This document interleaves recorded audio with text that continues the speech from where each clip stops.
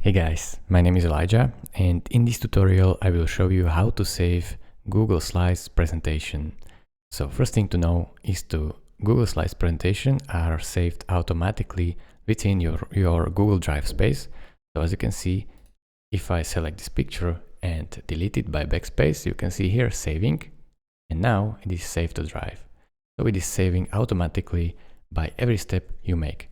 But let's say you want to save it to your computer. What you will do is go over to File, and this will open up this drop-down menu.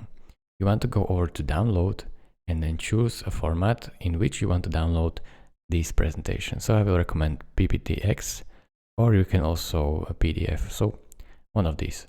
So select which one you want, and we'll download the presentation shortly, as you can see here. And then you will be able to preview it anywhere on your computer. So thank you guys for watching. If this video was helpful to you, consider subscribing and liking this video, and I will see you in the next tutorial. Bye bye.